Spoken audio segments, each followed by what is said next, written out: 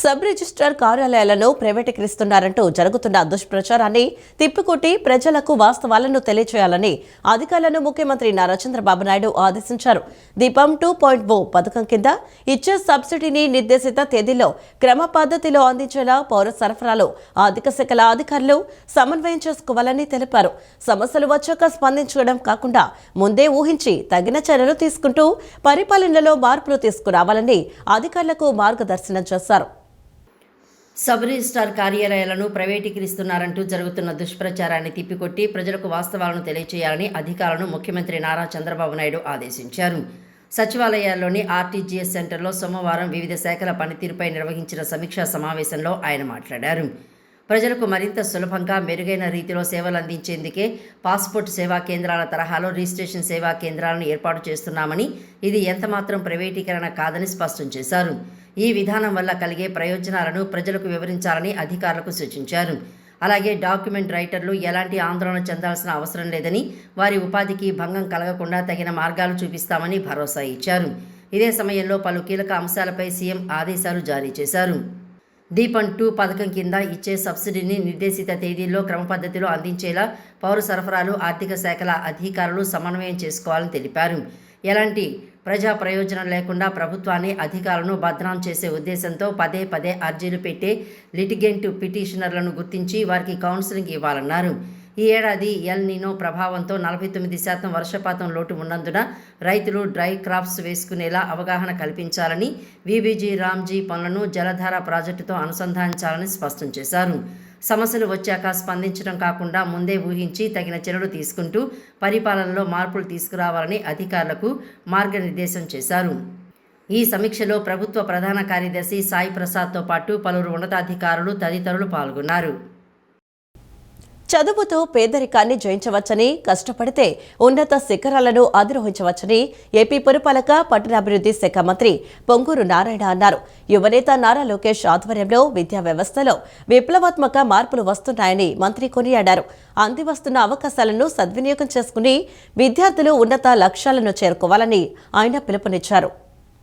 నెల్లూరు జిల్లాలో జరిగిన shining star awards 2026 కార్యక్రమంలో నారాయణ పాల్గొన్నారు. జిల్లా కలెక్టర్ హిమాంశు శుక్లాతో కలిసి ప్రతిభ కనపరిచిన విద్యార్థులకు అవార్డులు, మెడల్స్, నగదు బహుమతులు అందజేశారు. ఈ సందర్భంగా విద్యార్థులను ఉద్దేశించి మంత్రి స్ఫూర్తిదాయక ప్రసంగం చేశారు. ఈ కార్యక్రమంలో మంత్రి నారాయణ తన జీవితంలోని ఆసక్తికర విషయాలను విద్యార్థులతో పంచుకున్నారు. తాను 10వ తరగతి ఫెయిల్ అయ్యానని, ఆ తర్వాత గ్రేస్ మార్కులతో పాస్ అయినట్లు వెల్లడించారు. ఆ వైఫల్యమే తనలో పట్టుదలను పెంచిందని, 3 ఏళ్ల డిగ్రీలో యూనివర్సిటీ టాపర్గా నిలిచి స్టాటిస్టిక్స్లో గోల్డ్ మెడల్ సాధించారని గుర్తు చేసుకున్నారు. కష్టపడి చదివితేనే లక్ష్యాలను చేరుకోగలరని విద్యార్థులకు సూచించారు.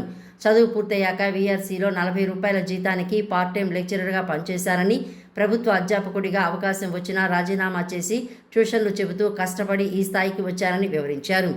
యువనేత నారా లోకేష్ ఆధ్వర్యంలో విద్యా వ్యవస్థలో విప్లవాత్మక మార్పులు వస్తున్నాయని మంత్రి కొనియాడారు. ప్రతి ఒక్కరికి ఒక టార్గెట్ ఉంటుంది. ఆ టార్గెట్ రీచ్ కావాలంటే దానికి తగ్గట్టుగా కృషి చేయాలి. అల్టిమేట్గా కృషి. ఈరోజు నేను ఇక్కడ నిలబడి ఈరోజు మాట్లాడుతున్నానంటే అది కేవలం హార్డ్ వర్క్. నేను నమ్ముకున్నది హార్డ్ వర్క్ని. చిన్నప్పుడు నేను సరిగా చదవాలా, ఎక్కువగా గేమ్స్ అంటే అందరికీ తెలియదు. చాలా మందికి గేమ్స్ మీద ఎక్కువగా పెట్టి ఎక్కువ టైం స్పెండ్ చేసి 10th క్లాస్ ఫెయిల్ అయ్యా. 10th class I failed. నాతోటి స్నేహితులు ముందుకు పోయిన తర్వాత పట్టుదల పెంచుకున్నా. వాళ్ళు ముందుకు పోవటం ఏంది, నేను వెనక్కి పోవటం ఏందని. ఆ తర్వాత ఎడ్యుకేషన్ మీద కాన్సన్ట్రేషన్ చేస్తే అంటే అక్కడ నాకు ఒక చిన్నది కలిసి వచ్చింది. ఏంటంటే 10th క్లాస్ ఎప్పుడైతే ఫెయిల్ అయ్యానో మళ్ళీ ఒక 2 నెలలకి మార్క్స్ యాడ్ చేశారు. అప్పుడు భవనం వెంకటరామరెడ్డి గారు సీఎం ఉన్నారు. ఫెయిల్ అయిన విద్యార్థులందరికీ 2 మార్కులు యాడ్ చేశారు. నేను 1 మార్కులో ఫెయిల్ అయినా. ఎప్పుడైతే 2 మార్కులు యాడ్ చేశారో నేను మళ్ళీ పాస్ అయిపోయాను 2 నెలలకి. ఎప్పుడైతే ఫెయిల్ అయ్యానో ఒక పట్టుదల పెరిగి హార్డ్ వర్క్ చేసి డిగ్రీలో విఆర్ కళాశాలలో 3 సంవత్సరాలు university first, SV university first 3 సంవత్సరాలు. 10th క్లాస్లో ఫెయిల్ అయిన విద్యార్థిని మళ్ళా డిగ్రీ 3 సంవత్సరాలు, ఎంఎస్సి 2 సంవత్సరాలు అలా రీచ్ అయ్యానంటే ఏంది కారణం చెప్పాలా? గట్టిగా హార్డ్ వర్క్. ప్రభుత్వ పాఠశాలల్లో విద్యార్థులకు పౌష్టికాహారం అందించేందుకు త్వరలోనే స్టీమ్ రైస్ అందిస్తామని మంత్రి నాదెండ్ల మనోహర్ అన్నారు. స్టీమ్ రైస్ అందించేందుకు ఇప్పటికే కేంద్ర ప్రభుత్వంతో మాట్లాడామని, తొందరలోనే స్టీమ్ రైస్ అందించేందుకు ప్రణాళికలు సిద్ధం చేస్తున్నామని అక్షయపాత్ర నిర్వాహకులకు నాదెండ్ల మనోహర్ తెలిపారు. గుంటూరు జిల్లా మంగళగిరిలోని అక్షయ పాత్ర కేంద్రాన్ని మంత్రి నాదెండ్ల మనోహర్ ప్రజాప్రతినిధులతో కలిసి సందర్శించారు. పాఠశాల విద్యార్థులకు పంపే మధ్యాహ్న భోజనాన్ని పరిశీలించిన ఆయన అన్నం ఎందుకు ముద్దగా వస్తోందని అక్కడి ప్రతినిధులను ప్రశ్నించారు. కొత్త బియ్యం సరఫరా చేయటం వల్లే ఈ సమస్య వస్తోందని సిబ్బంది వివరణ ఇచ్చారు. దీనిపై స్పందించిన మంత్రి అక్షయ పాత్రకు సరఫరా చేస్తున్న బియ్యం వివరాలను వెంటనే అందించాలని అధికారులను ఆదేశించారు. ప్రభుత్వ పాఠశాలల విద్యార్థులకు పౌష్టికాహారం అందించడంలో అక్షయ పాత్ర కీలక పాత్ర పోషిస్తోందని, వారి సేవా కార్యక్రమాలు అభినందనీయమని ఆయన పేర్కొన్నారు. రాష్ట్ర వ్యాప్తంగా ఉన్న 63,000 ప్రభుత్వ పాఠశాలల్లో నాణ్యమైన ఆహారం అందిస్తామని, విద్యార్థుల కోసం త్వరలోనే స్టీమ్ రైస్ సరఫరా చేస్తామని మంత్రి నాదెండ్ల వెల్లడించారు.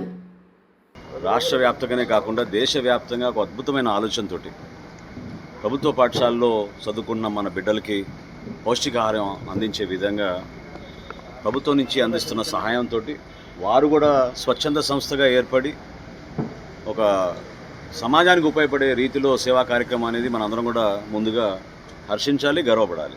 సో ముందుగా వాళ్ళని అభినందిస్తున్నాను వాళ్ళు చేస్తున్న కార్యక్రమాన్ని. ఎందుకంటే చాలా పంక్చువల్గా, డిసిప్లిన్గా ఏ రోజుకి ఆ రోజు వారు మన రాష్ట్రంలో ఉన్న 43,000 ప్రభుత్వ పాఠశాలలో అక్షయపాత్ర ఫౌండేషన్ ద్వారా మనకి 10 సెంటర్లు ఏర్పాటు చేసుకుని వీరు అనేక పాఠశాలకి అందిస్తూ ఉన్నారు. సుమారు 10,000 పాఠశాలకి. ఈ పర్టికులర్ సెంటర్ మంగళగిరిలో ఉన్న ఈ అక్షయపాత్ర కిచెన్ ఏదైతే ఉందో, సెంట్రల్ కిచెన్, ఇక్కడ 306 పాఠశాలకి ప్రతిరోజు మధ్యాహ్న భోజనం పథకం డొక్కా సీతమ్మ గారి స్ఫూర్తితోటి మనం తీసుకెళ్తా ఉన్నాం.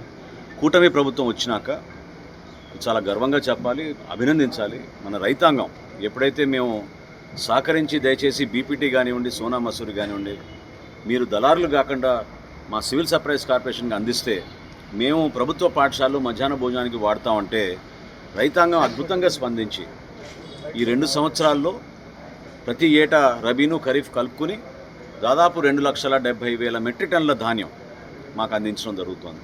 అదే ధరకి పొరుగు రాష్ట్రాలు 800 రూపాయలు బోనస్ ఇస్తున్నారు, ఇంకొక రాష్ట్రంలో 500 రూపాయలు బోనస్ ఇస్తున్నారు. అయినా కానీ మన రైతాంగం మన బిడ్డల కోసం ఒక సుదీర్ఘమైన ఆలోచనతోటి వాళ్ళు చక్కగా స్పందించి ఈ ప్రభుత్వ పాఠశాలకు అందించే మధ్యాహ్న భోజనం పథకం కింద వాళ్ళు నిలబడ్డారు.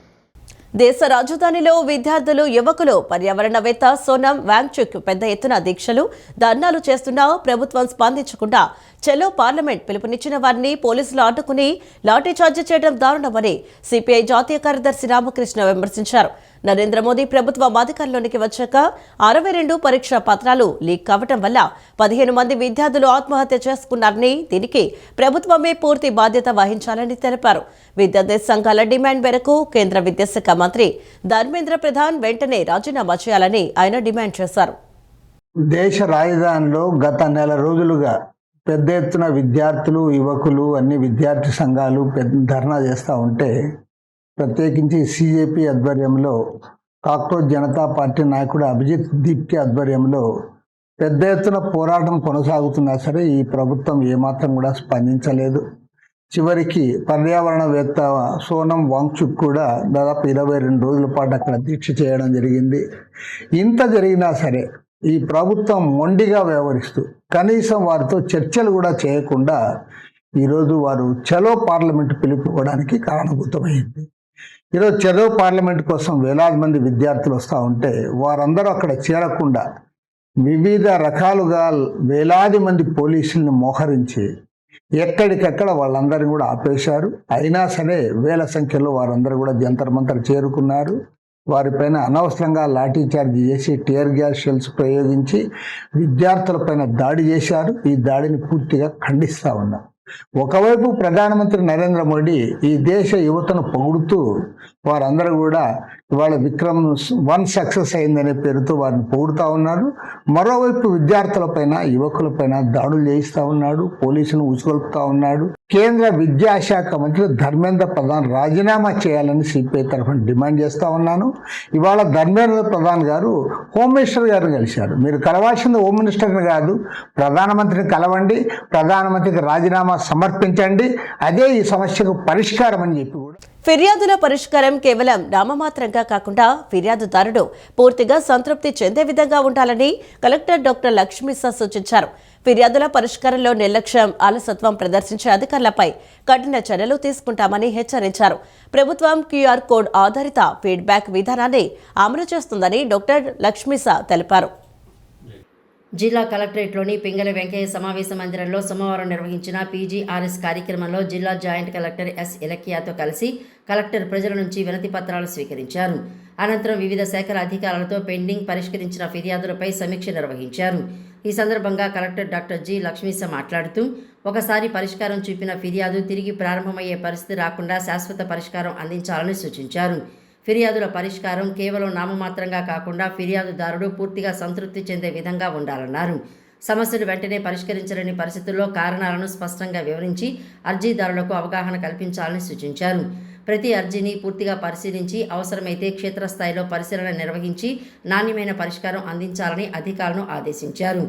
రాష్ట్ర ప్రభుత్వం పీజీఆర్ఎస్ ఫిర్యాదుల పరిష్కారానికి అత్యంత ప్రాధాన్యత ఇస్తోందని పేర్కొన్న కలెక్టర్, ప్రజలు ప్రభుత్వంపై నమ్మకంతో తమ సమస్యలను తీసుకువస్తున్నందున వాటిని తమ సమస్యలుగా భావించి త్వరితగతిన పరిష్కరించాలని సూచించారు. ఫిర్యాదుల పరిష్కారంలో నిర్లక్ష్యం, అలసత్వం ప్రదర్శించే అధికారులపై కఠిన చర్యలు తీసుకుంటామని హెచ్చరించారు. నిన్న నిర్వహించిన పీజీఆర్ఎస్ సమావేశం ద్వారా 251 అర్జీలను స్వీకరించినట్లు కలెక్టర్ తెలిపారు. ప్రజా సమస్యల పరిష్కార వ్యవస్థలో మరింత పారదర్శకత, జవాబుదారీతనం పెంపొందించేందుకు రాష్ట్ర ప్రభుత్వం క్యూఆర్ కోడ్ ఆధారిత ఫీడ్బ్యాక్ విధానాన్ని అమలు చేస్తోందని కలెక్టర్ డాక్టర్ లక్ష్మీసా తెలిపారు. జిల్లా, మండల స్థాయి పీజీఆర్ఎస్ కేంద్రాలు, హెల్ప్ డెస్క్లు, ఫిర్యాదుల కౌంటర్లు, నోటీసు బోర్డులు తదితర ప్రదేశాల్లో క్యూఆర్ కోడ్ను ప్రదర్శించనున్నట్లు తెలిపారు.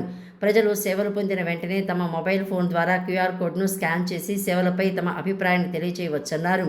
ఈ విధానం ద్వారా ప్రజల సంతృప్తి స్థాయిని అంచనా వేసి సేవల నాణ్యతను మరింత మెరుగుపరుస్తామని చెప్పారు. బతికున్న భూ యజమాని చనిపోయినట్లు నకిలీ మరణ ధృవీకరణ పత్రం సృష్టించి తమ్మినేని కుటుంబం శ్రీకాకుళంలో 4 కోట్ల రూపాయల విలువైన భూమిని కబ్జా చేసిందని టీడీపీ పొలిట్ బ్యూరో సభ్యులు వల్ల రామయ్య ఆరోపించారు. ఈ కేసుకు సంబంధించి తమ్మినేని కుటుంబంలో పాటు సహకరించిన అధికారులపై కేసులు నమోదయ్యాయని, నిందితులను వెంటనే అరెస్టు చేయాలని ఆయన డిమాండ్ చేశారు. వైఎస్ఆర్ కాంగ్రెస్ పార్టీ నాయకుడు, మాజీ స్పీకర్ తమ్మినేని సీతారాంపై టీడీపీ పొలిట్ బ్యూరో సభ్యులు వర్ల రామయ్య తీవ్రస్థాయిలో ధ్వజమెత్తారు. మంగళగిరిలోని ఎన్టీఆర్ భవన్లో మీడియా సమావేశంలో ఆయన మాట్లాడుతూ, తమ్మినేని కుటుంబం నకిలీ పత్రాలను సృష్టించి శ్రీకాకుళంలో 4 కోట్ల విలువైన భూమిని కబ్జా చేసిందని ఆయన ఆరోపించారు. ఈ భూ కబ్జా వ్యవహారంలో శ్రీకాకుళానికి చెందిన అందవరపు గోవిందరాజులు అనే భూ యజమాని ఇప్పటికీ జీవించే ఉన్నప్పటికీ ఆయన చనిపోయినట్లు నకిలీ మరణ ధృవీకరణ పత్రం సృష్టించారని వర్ల రామయ్య తెలిపారు. ఒడిశాకు చెందిన అడబాల రజని అనే యువతిని గోవిందరాజుల కూతురిగా చూపించి తప్పుడు వారసత్వ పత్రాలు పుట్టించారని చెప్పారు. ఎలాంటి బినామీలను పెట్టకుండా నేరుగా 2023లో తమ్మినేని సీతారాం కుమారుడి పేరిట ఈ భూమిని అక్రమంగా రిజిస్ట్రేషన్ చేయించుకున్నారని వెల్లడించారు. ఈ కేసుకు సంబంధించి స్థానిక సబ్ రిజిస్ట్రార్, మున్సిపల్ కమిషనర్, తహసీల్దార్ సహా మొత్తం 13 మందిపై పోలీసులు కేసు నమోదు చేశారని, ఇప్పటికే 8 మందిని అరెస్ట్ చేశారని తెలిపారు. ఈ కేసులో మాజీ స్పీకర్ తమ్మినేని సీతారామును A6గా, ఆయన భార్య వాణి A7గా, కుమారుడు శ్రీరామ చిరంజీవి నాగును A5గా చేర్చారని పేర్కొన్నారు. ప్రస్తుతం తమ్మినేని కుటుంబం పరారీలో ఉందని, వారిని వెంటనే అరెస్ట్ చేసి చట్టం ముందు నిలబెట్టాలని వల్ల రామయ్య డిమాండ్ చేశారు. అందవరపు గోవిందరాజులు బ్రతికే ఉన్నాడు ఇప్పటికీ. అతను చచ్చిపోయినట్టుగా శ్రీకాకుళం కార్పొరేషన్లో నకిలీ మరణ ధృవీకరణ పత్రం తీసుకున్నారు. ఎంత కిలాడివయ్యాడవు, పైకి కనపడవు కానీ బొట్టు గిట్టు పెట్టుకొని పెద్ద వేదాంతిలా కనపడతావు కానీ, హాయిగా ఆరోగ్యంగా ఉన్న అందవరపు గోవిందరాజుల్ని చంపేసి నీవు తమ్మినేని సీతారాం, నీవు నీ కొడుకు ఆ Srikakulam corporation commissioner, Srikakulam corporation commissioner Tammineni Sitaram కొడుకు ముగ్గురు కుట్ర పన్ని కన్స్పైర్ అయి ఒక క్రిమినల్ కాన్స్పిరసీ చేసి బ్రతుకున్న మనిషిని చంపేసి, అంటే ఫిజికల్గా కాదు పేపర్లలో, ఒక డెత్ సర్టిఫికెట్ తీసుకొని ఆ డెత్ సర్టిఫికెట్ పెట్టి 4 కోట్ల పైచిలకయ్యే భూ కబ్జా చేస్తావా తమ్మినేని సీతారాం గారు? మీకు తగునా? అంగన్వాడీల సంక్షేమానికి అభ్యున్నతికి కూటమి ప్రభుత్వమే అండగా నిలిచిందని టీడీపీ నాయకురాలు ఆచంట సునీత స్పష్టం చేశారు. గత వైసీపీ ప్రభుత్వంలో అంగన్వాడీలను వెట్టి చాకరీకే పరిమితం చేసి సమస్యల వలయంలోకి నెట్టవేశారని విమర్శించారు. వైసీపీ నాయకుల మాయమాటలను అంగన్వాడీలు నమ్మవద్దని, వేతన పెంపుతో పాటు పెండింగ్ బిల్లులన్నీ క్రమంగా పరిష్కరిస్తామని ఆమె స్పష్టం చేశారు. అంగన్వాడీల సంక్షేమానికి అభ్యున్నతికి కూటమి ప్రభుత్వమే అండగా నిలిచిందని టీడీపీ నాయకురాలు ఆచంట సునీత స్పష్టం చేశారు. మంగళవారం టీడీపీ కేంద్ర కార్యాలయంలో ఏర్పాటు చేసిన విలేకరుల సమావేశంలో ఆమె మాట్లాడారు. కూటమి ప్రభుత్వం అధికారంలోకి వచ్చిన ఈ 2 ఏళ్ల కాలంలో అభివృద్ధి, సంక్షేమమే ధ్యేయంగా పాలన సాగిస్తోందని, సూపర్ 6 హామీలను దిగ్విజయంగా అమలు చేస్తోందని తెలిపారు. తల్లికి వందనం ద్వారా 17,000 మంది అంగన్వాడీ కార్యకర్తల పిల్లలకు నేరుగా లబ్ధి చేకూరుస్తున్నామని, తాగునీరు, మౌలిక సదుపాయాల కోసం 86 లక్షలు కేటాయించామని వివరించారు. గత వైసీపీ ప్రభుత్వంలో అంగన్వాడీలను వెట్టి చాకిరికి పరిమితం చేసి సమస్యల వలయంలోకి నెట్టేశారని సునీత విమర్శించారు. వైసీపీ హయాంలో పాదయాత్రలో ఇచ్చిన హామీలను నీరుగార్చి న్యాయమైన కోరికల కోసం ధర్నా చేసిన అంగన్వాడీలపై ఎస్మా చట్టం ప్రయోగించి తీవ్ర ఇబ్బందులకు గురిచేశారని ఆగ్రహం వ్యక్తం చేశారు. గతంలో 200గా ఉన్న వేతనాన్ని దశల వారీగా 11,500 వరకు పెంచిన ఘనత టీడీపీ ప్రభుత్వానిదేనని గుర్తు చేశారు. ఈరోజు కూటమి ప్రభుత్వం ప్రత్యేక బడ్జెట్ కేటాయించి 76 కోట్లతో 58,000 మందికి పైగా అంగన్వాడీలకు 5G స్మార్ట్ ఫోన్లు అందజేసిందని, 20 కోట్ల అదనపు భారాన్ని భరిస్తూ గ్రాట్యుటీని అమలు చేసిందని వెల్లడించారు. అంగన్వాడీ ఉన్నటువంటి చిన్నారులకు ఎంతోమందికి 17,000 మందికి పైగా కూడా ఈ యొక్క తల్లికి వందనం అనే కార్యక్రమానికి వర్తించటం అనేది ఈరోజు మనం చూస్తూ ఉన్నాం. ముఖ్యంగా గత ప్రభుత్వంలో చూసినట్లయితే అంగన్వాడీల్ని వారిని కేవలం చాకిరీ చేయించుకోవడానికే పరిమితం చేశారు తప్ప అంగన్వాడీల సంక్షేమం కోసం ఎక్కడ కూడా పాటుపడినటువంటి పరిస్థితి చూడలేదు. అంగన్వాడీలంటే గత ప్రభుత్వంలో ఎలా ఉన్నాయంటే, ఏదైతే మనోవికాస కేంద్రాలుగా ఉండాల్సినటువంటి అంగన్వాడీ కేంద్రాలు ఏదైతే సమస్యల వలంలో కొట్టుమిట్టాడుతున్నటువంటి పరిస్థితి గతంలో చూసాం. తల్లి యొక్క ప్రేమ, తండ్రి బాధ్యతను కలగలిపి చిన్నారులను చూసేది అంగన్వాడీ అక్క చెల్లెమ్మలు. ఏదైతే అంగన్వాడీ వ్యవస్థ బలంగా ఉంటే చిన్నారులు భవిష్యత్తు బాగుంటుందని నమ్మినటువంటి పార్టీ తెలుగుదేశం పార్టీ, కూటమి ప్రభుత్వం. అందుకే ఎప్పుడూ కూడా అంగన్వాడీ యొక్క అభివృద్ధి కోసం నిరంతరం చంద్రబాబు నాయుడు గారు, గౌరవ ముఖ్యమంత్రి చంద్రబాబు నాయుడు గారు అంగన్వాడీలని తన యొక్క మానసిక పుత్రికలుగా చూసుకుంటూ వారి యొక్క అభివృద్ధి కోసమే నిరంతరం కూడా పాటుపడేటువంటి పరిస్థితి చూసాం. ఏదైతే అంగన్వాడీల స్కూల్స్లో మౌలిక సదుపాయాలు కల్పించాలని చెప్పేసి, వారికి త్రాగునీటికి కానీ ఎటువంటి ఇబ్బందులు ఉండకూడదని చెప్పేసి 86,000 కోట్లు ఈరోజు ప్రత్యేక బడ్జెట్ను కేటాయించినటువంటి పరిస్థితి కూడా మనం చూసాం. ఆంధ్రప్రదేశ్ ప్రభుత్వం సమగ్ర శిక్ష మరియు పాఠశాల విద్యాశాఖ ఆధ్వర్యంలో ఆగిరిపల్లిలో హిల్ ప్యారడైజ్లో 3 రోజుల రాష్ట్ర స్థాయి పారా క్రీడా పోటీలు ఘనంగా ప్రారంభమయ్యాయి. సమగ్ర శిక్ష ఎస్బీడీ బి శ్రీనివాసరావు జెండా ఊపి ప్రారంభించిన ఈ పోటీల్లో 26 జిల్లాల నుంచి 249 మంది ప్రత్యేక అవసరాలున్న విద్యార్థులు ఉత్సాహంగా పాల్గొంటున్నారు. 2032 నాటికి ఆంధ్రప్రదేశ్ నుంచి కనీసం 10 మంది ప్రత్యేక విద్యార్థులు ఒలింపిక్స్, పారాలింపిక్స్కు వెళ్లాలన్నదే తమ లక్ష్యమని ఆయన తెలిపారు. ఇటీవల ఎవరెస్ట్ బేస్ క్యాంప్ విజయవంతంగా పూర్తి చేసిన విద్యార్థుల స్ఫూర్తితో ప్రత్యేక విద్యార్థులు అన్ని రంగాల్లో రాణించవచ్చని పేర్కొన్నారు. అక్టోబర్లో జరగనున్న జాతీయ స్థాయి ఇంక్లూజివ్ క్రీడా పోటీలు మరియు పుణేలో జరిగే నేషనల్ పారా ట్రయాథ్లాన్ కోసం అర్హులైన క్రీడాకారులను ఎంపిక చేయడమే ఈ పోటీల ప్రధాన ఉద్దేశమని వెల్లడించారు.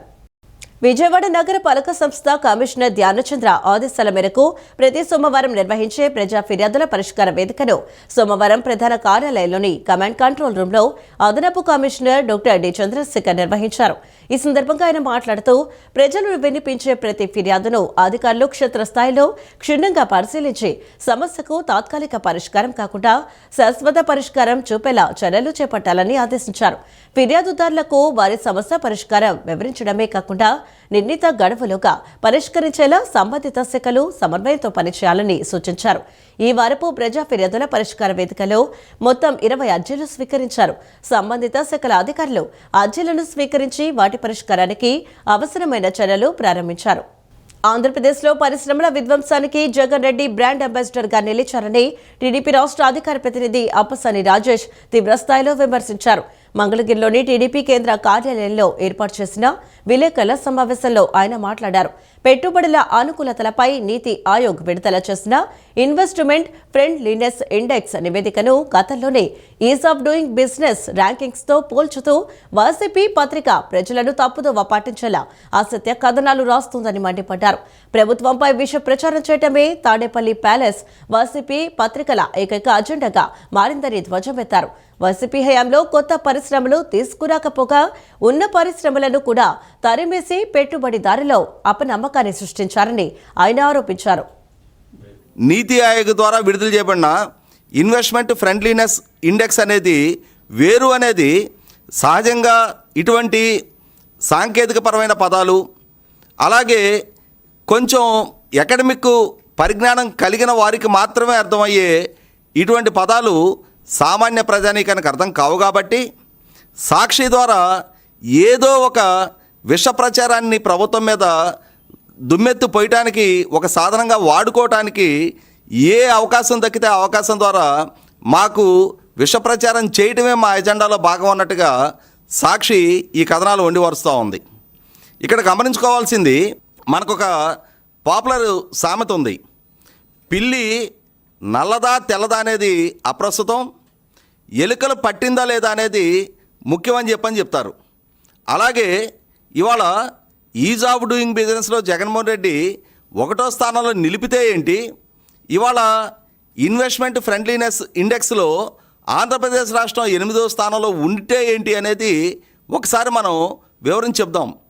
జగన్మోహన్ రెడ్డి పాలనా హయాంలో అతను ఈజ్ ఆఫ్ డూయింగ్ బిజినెస్ 1వ స్థానంలో నిలిపిన పర్యవసానం రాష్ట్రానికి అతని ద్వారా తెచ్చిన పెట్టుబడులెన్ని, అతని ద్వారా స్థాపించబడ్డ పరిశ్రమలెన్ని, అతని హయాంలో కల్పించబడ్డ ఉపాధి ఎంత అనేది ఏనాడు సాక్షి పత్రిక ద్వారా కానీ, వైసీపీ పార్టీ అఫీషియల్ ప్లాట్ఫామ్స్ మీద కానీ, అలాగే అధికారికంగా వైసీపీ ప్రభుత్వ హయాంలో కూడా ఏ సందర్భంలో ప్రస్తావించిన నేపథ్యం లేదు.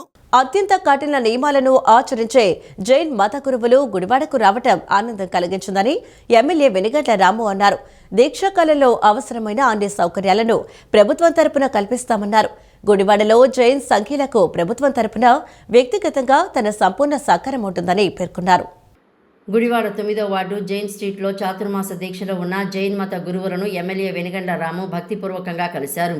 State warehousing corporation chairman Ravi Venkateswararao, NTR stadium committee vice chairman Elavarthi Srinivasarao, Jain సంఘ పెద్దలతో కలిసి ఎమ్మెల్యే రాము గురువుల వద్దకు వెళ్లారు. ఈ సందర్భంగా తమ సంప్రదాయం ప్రకారం మత పెద్దలు ఎమ్మెల్యే రాము ఇతర నేతలకు ఎర్ర తలపాగా చుట్టి పూసల మాలలతో గౌరవ సత్కారం చేశారు.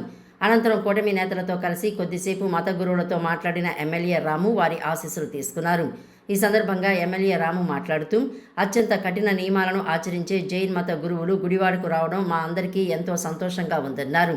వారి పవిత్ర పాదాలు మన గుడివాడ నేలపై తాకడం వల్ల మన పట్టణ ఆధ్యాత్మిక ఖ్యాతి మరింత పెరిగిందన్నారు. అహింస, త్యాగం, నియమ నిష్ఠ, ఆధ్యాత్మిక విలువలను సమాజానికి బోధిస్తూ మార్గదర్శకులుగా నిలుస్తున్న జైన్ మత గురువుల సేవలు నిజంగా ఆదర్శనీయమని కొనియాడారు. చాతుర్మాస దీక్షలు దిగ్విజయంగా జరగాలని మనస్ఫూర్తిగా ఆకాంక్షిస్తున్నానని ఎమ్మెల్యే రాము పేర్కొన్నారు. దీక్షా కాలంలో అవసరమైన అన్ని సౌకర్యాలను ప్రభుత్వం తరపున కల్పిస్తామన్నారు. గుడివాడలో జైన్ సంఘీయులకు ప్రభుత్వం తరపున వ్యక్తిగతంగా తన సంపూర్ణ సహకారం ఉంటుందని పేర్కొన్నారు. కృష్ణా జిల్లా గన్నవరం సబ్ రిజిస్టర్ కార్యాలయం వద్ద దస్తావేజు లేఖర్లు జీవో నెంబర్ 396ను వ్యతిరేకిస్తూ నిరసన కార్యక్రమం చేపట్టారు. ఈ సందర్భంగా గన్నవరం దస్తావేజు లేఖరి అసోసియేషన్ సెక్రటరీ కేవీఆర్ కిషోర్ మాట్లాడుతూ, బ్రిటిష్ కాలం నుంచి దస్తావేజు లేఖర్ల అనుసంధానంతోనే రిజిస్ట్రేషన్ సేవలు జరుగుతున్నాయని తెలిపారు. రాష్ట్ర స్థాయి సంఘం పిలుపు మేరకు నేటి నుంచి ఈ నెల 31వ తేదీ వరకు పెన్ డౌన్ కార్యక్రమం నిర్వహిస్తున్నట్లు ఆయన ప్రకటించారు. ప్రభుత్వం వెంటనే ఈ నిర్ణయాన్ని వెనక్కి తీసుకోవాలని డిమాండ్ చేశారు. లేని పక్షంలో రాష్ట్ర వ్యాప్తంగా వందలాది కుటుంబాలు రోడ్డున పడే ప్రమాదం ఉందని ఆవేదన వ్యక్తం చేశారు. కేవలం దస్తావేజు లేఖర్లే కాకుండా కంప్యూటర్ ఆపరేటర్లు మరియు ఆఫీస్ సిబ్బంది కూడా జీవనోపాధి కోల్పోయే పరిస్థితి వస్తుందని తెలిపారు. అనంతరం వారు గన్నవరం సబ్ రిజిస్ట్రార్ వివివి ప్రసాద్కు సమ్మె నోటీసు అందజేశారు. ఆంధ్రప్రదేశ్ రాష్ట్రం ప్రవేశపెట్టిన జియో నెంబర్ 396 ఫ్రంట్ ఆఫీస్ అనే విధానాన్ని రద్దు చేయవలసిందిగా కోరుకుంటూ మన ఆంధ్రప్రదేశ్ రాష్ట్ర ముఖ్యమంత్రి వర్యులు శ్రీ నారా చంద్రబాబు నాయుడు గారికి, అలాగే రెవెన్యూ ముఖ్యమంత్రి వర్యులు అనగాని సత్యప్రసాద్ గారికి, అలాగే విద్యాశాఖ మంత్రి నారా లోకేష్ బాబు గారికి దస్తావేజు లేఖర్ల సంఘం తరఫున మేము విజ్ఞప్తి చేస్తున్నాం. ఈ 396 జీవోను అనుసరించి అలాగే ఫ్రంట్ ఆఫీస్ అనే విధానాన్ని ప్రవేశపెట్టినందుకు రాష్ట్ర ప్రభుత్వాన్ని కోరుకునేది ఏంటంటే, దీనివల్ల ఎన్నో సంవత్సరాలుగా అనగా బ్రిటిష్ కాలం నుండి దస్తావేజు లేఖర్లు, అలాగే వారి వద్ద పనిచేసే సిబ్బంది మరియు కంప్యూటర్ ఆపరేటర్లు ఒక గన్నవరం గ్రామంలోనే సుమారు 2000 మంది జీవనోపాధి కలిగి ఉన్నారు. అలాగే స్టేట్ మొత్తం చూసుకుంటే సుమారు లక్షల్లో జీవనోపాధి కలిగి ఉండి, ఇవాళ మన ప్రభుత్వం ప్రవేశపెట్టిన ఈ 396 జీవో వల్ల వీరందరి జీవనోపాధి కోల్పోయే పరిస్థితి ఏర్పడి అందరూ రోడ్డు మీదకి వచ్చే పరిస్థితుల్లో ఉన్నందున అందులకు గాను ఈ నెల 20వ తేదీ నుండి 30వ తేదీ వరకు రాష్ట్ర వ్యాప్తంగా దస్తావేజు లేఖర్ల సంఘం పిలుపు మేరకు పెండోన్ కార్యక్రమాన్ని నిర్వహిస్తున్నాం. పశ్చిమ మధ్య బంగాళాఖాతం ఆనుకుని ఉన్న ఉత్తర కోస్తాంధ్రపై ఉపరితల ఆవర్తనం కొనసాగుతుందని రాష్ట్ర విపత్తుల నిర్వహణ సంస్థ మేనేజింగ్ డైరెక్టర్ ప్రఖర్ జైన్ తెలిపారు. ఈ ఉపరితల ఆవర్తనం నుండి ద్రోణి విస్తరించి ఉందన్నారు. వీటి ప్రభావంతో నేడు మేఘావృతమైన వాతావరణంతో పాటు తేలికపాటి నుంచి మోస్తరు వర్షాలు కురిసే అవకాశం ఉందని వెల్లడించారు. సముద్రం అలజడిగా ఉండి అలలు ఉధృతంగా ఉన్నప్పుడు చిన్న బోట్లు ఉపయోగించే మత్స్యకారులు అప్రమత్తంగా ఉండాలని సూచించారు. పశ్చిమ మధ్య బంగాళాఖాతం ఆనుకొని ఉన్న ఉత్తర కోస్తాంధ్రపై ఉపరితల ఆవర్తనం కొనసాగుతోందని రాష్ట్ర విపత్తుల నిర్వహణ సంస్థ మేనేజింగ్ డైరెక్టర్ ప్రఖర్ జైన్ తెలిపారు. ఈ ఉపరితల ఆవర్తనం నుండి ద్రోణి విస్తరించి ఉందన్నారు. వీటి ప్రభావంతో నేడు మేఘావృతమైన వాతావరణంతో పాటు తేలికపాటి నుంచి మోస్తరు వర్షాలు కురిసే అవకాశం ఉందని వెల్లడించారు. కోస్తాంధ్రలో గంటకు 40 నుంచి 50 కిలోమీటర్ల వేగంతో ఈదురుగాలులు వీస్తాయని ప్రజలు అప్రమత్తంగా ఉండాలని సూచించారు. మంగళవారం శ్రీకాకుళం, మన్యం, అల్లూరి, పోలవరం, కృష్ణా, ఎన్టీఆర్ జిల్లాల్లో అక్కడక్కడ పిడుగులతో కూడిన తేలికపాటి నుంచి మోస్తరు వర్షాలు కురిసే అవకాశం ఉందన్నారు. అలాగే మిగతా జిల్లాల్లో కొన్ని చోట్ల తేలికపాటి వర్షాలు కురిసే అవకాశం ఉందని పేర్కొన్నారు.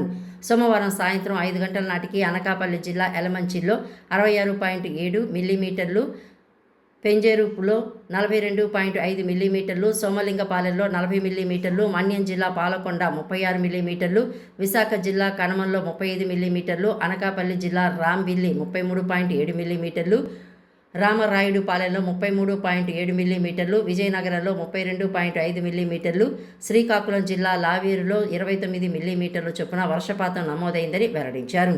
ఈదురుగాలులు, ఉరుములతో వర్షం పడే సమయంలో ప్రజలు చెట్ల కింద, భారీ హోర్డింగ్స్ వద్ద నిలబడవద్దని సూచించారు. వర్షపు గాలుల వల్ల ఎక్కడైనా విద్యుత్ వైర్లు తెగిపడి ఉంటే వాటిని గమనిస్తూ వీలైనంత దూరంగా ఉండాలన్నారు. సముద్రం అలజడిగా ఉండి అలలు ఉధృతంగా ఉన్నప్పుడు చిన్న బోట్లు ఉపయోగించే మత్స్యకారులు అప్రమత్తంగా ఉండాలని సూచించారు. ఈ వార్తలు ఇంతటితో సమాప్తం. నమస్కారం.